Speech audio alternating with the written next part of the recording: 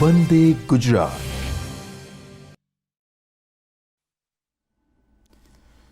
નમસ્કાર તાલીમાર્થી મિત્રો, આજના વર્ચ્યુઅલ ક્લાસરૂમ ટ્રેનિંગ સેશનમાં આપ સૌનું હાર્દિક સ્વાગત છે.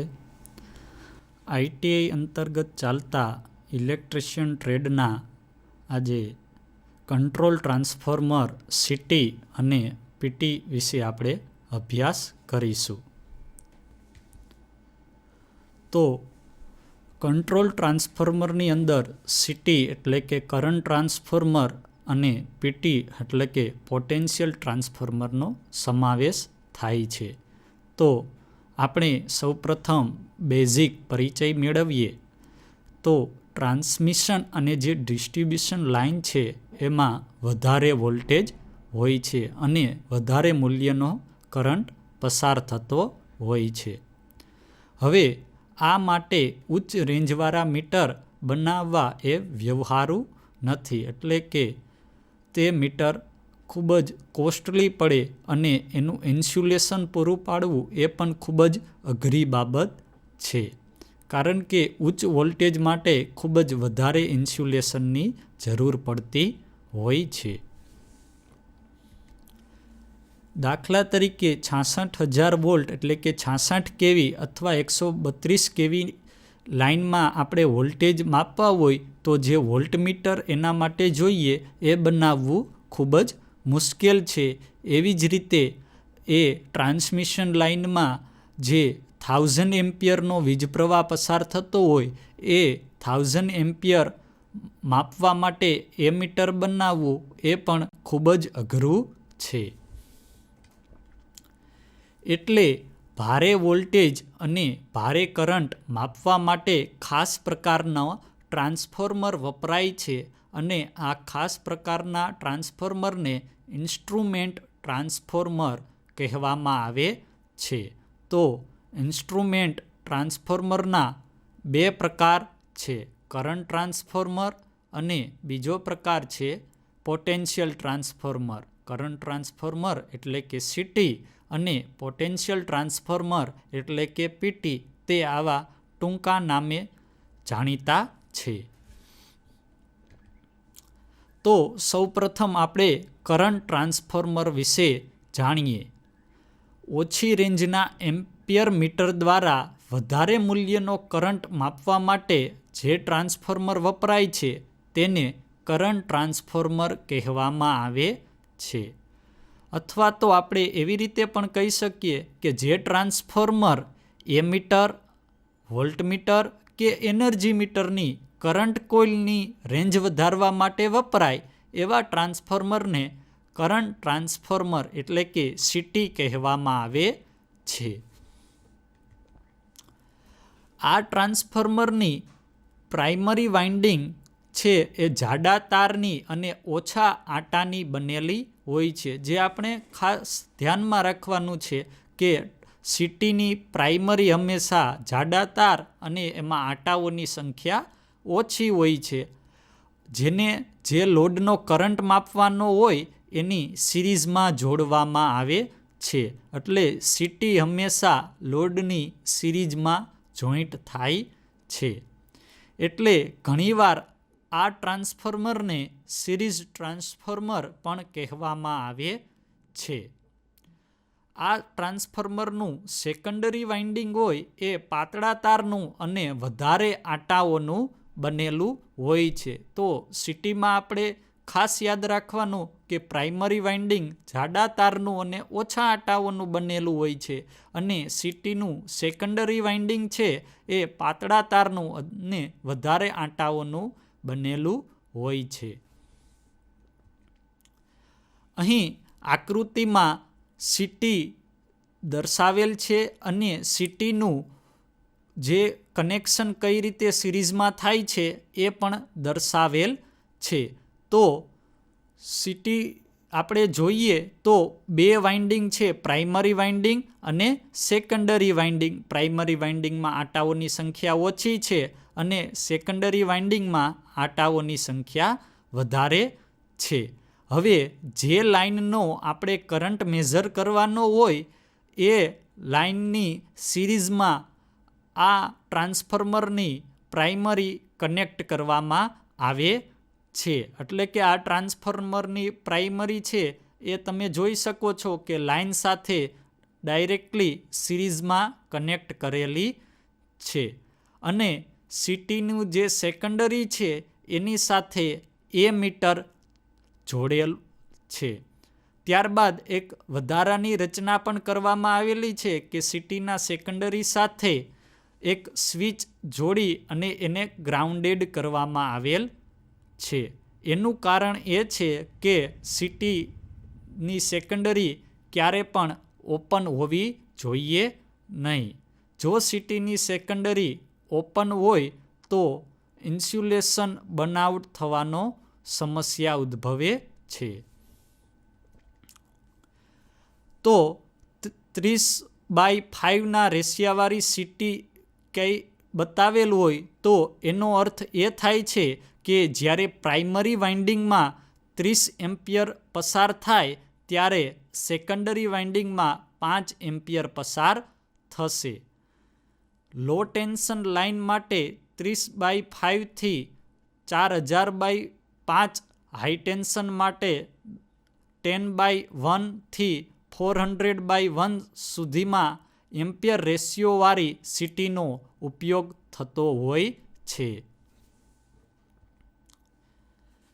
સીટીને જ્યારે લાઇન સાથે જોડવામાં આવે છે ત્યારે તેના પ્રાઇમરી વાઇન્ડિંગમાં ફ્લક્સ ઉત્પન્ન થાય છે.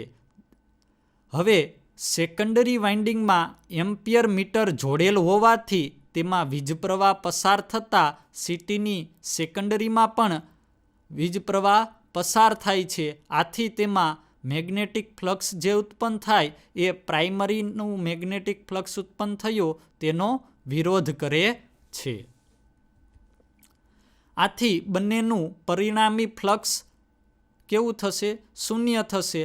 પરંતુ જો સેકન્ડરી ઓપન હશે તો તેમાં પ્રાઇમરીના ફ્લક્સને વિરોધ કરનાર મેગ્નેટિક ફ્લક્સ ઉત્પન્ન થશે નહીં.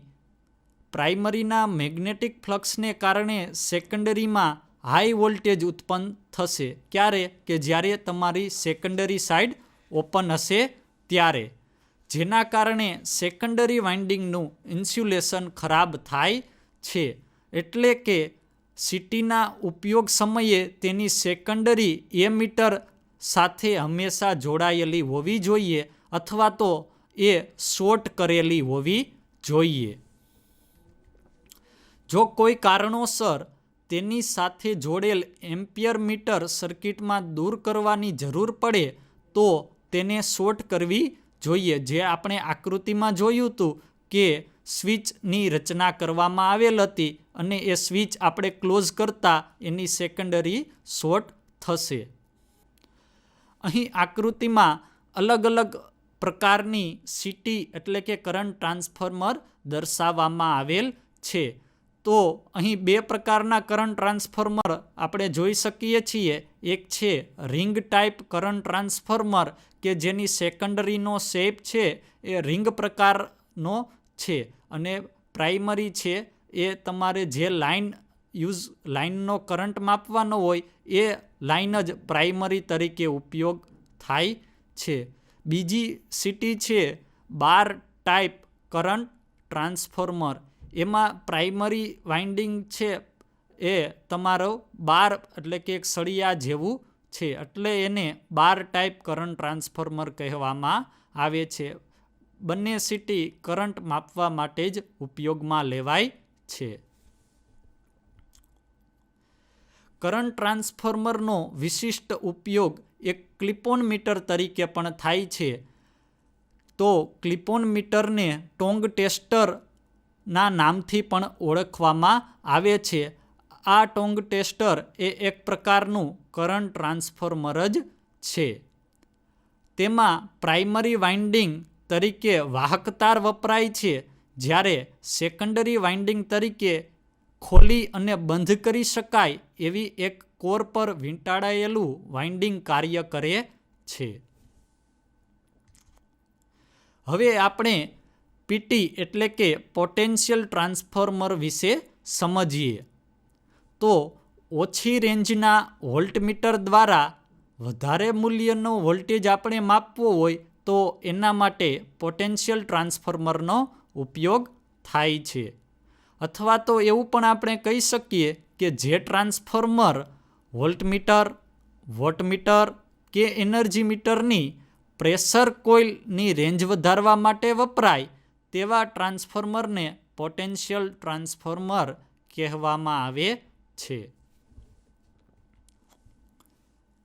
અહીં આકૃતિમાં પોટેન્શિયલ ટ્રાન્સફોર્મરની રચના અને એનું લાઇન સાથે કઈ રીતે કનેક્શન કરવામાં આવે તે દર્શાવેલ છે.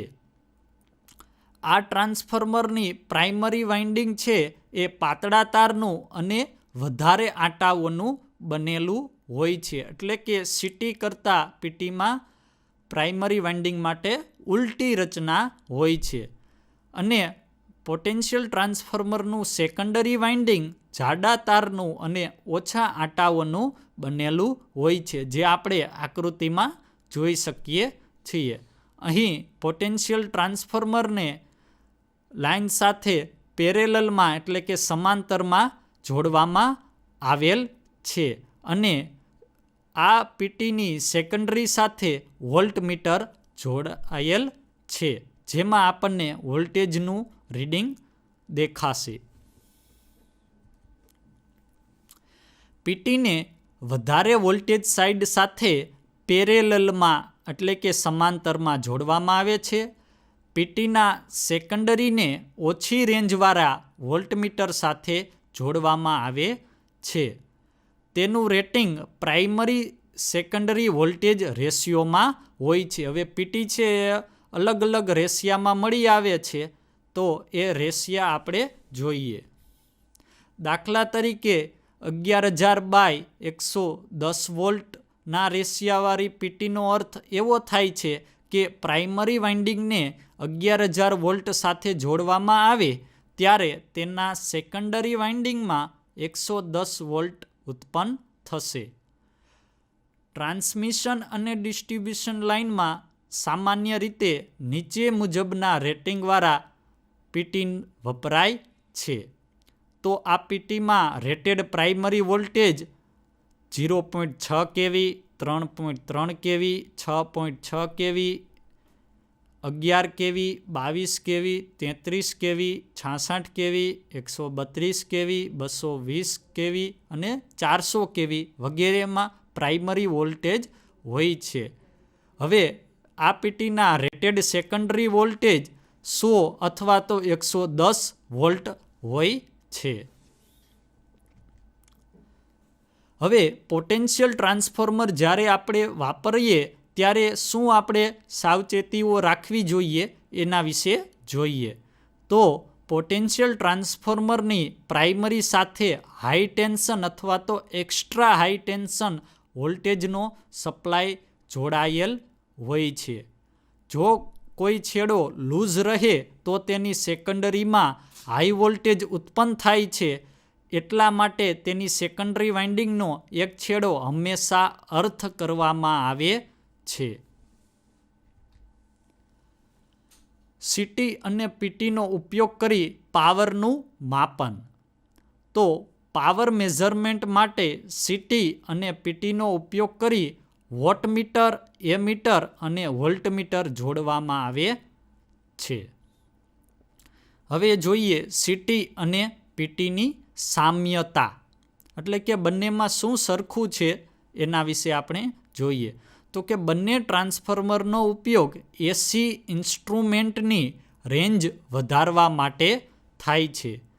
તેના ઉપયોગથી મેઝરિંગ સર્કિટ હાઈ વોલ્ટેજ સાઇડથી આઇસોલેટ થાય છે, એટલે આપણને કામકાજ દરમિયાન સલામતી મળી રહે છે. હવે ખાસ સીટી અને પીટી વચ્ચે શું તફાવત છે એના મુદ્દાઓ આપણે જોઈએ.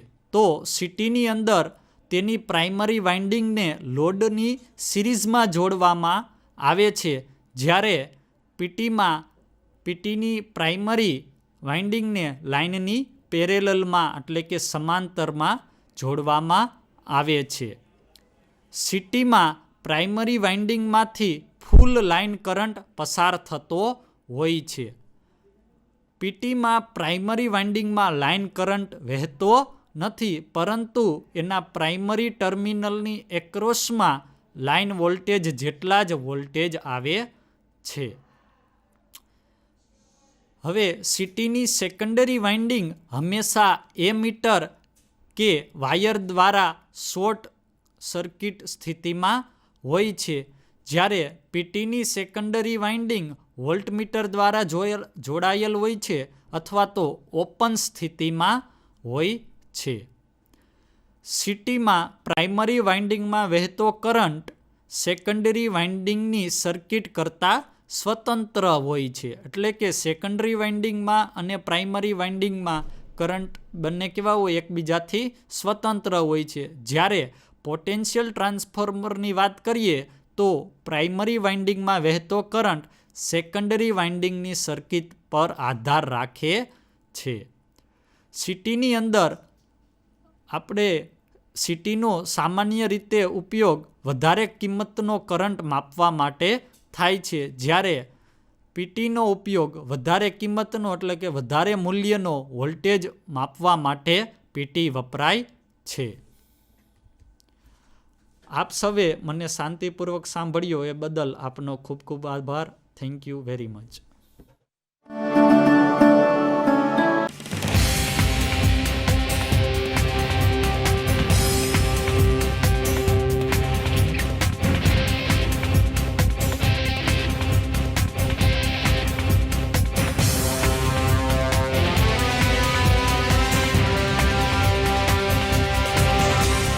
વંદે ગુજરાત.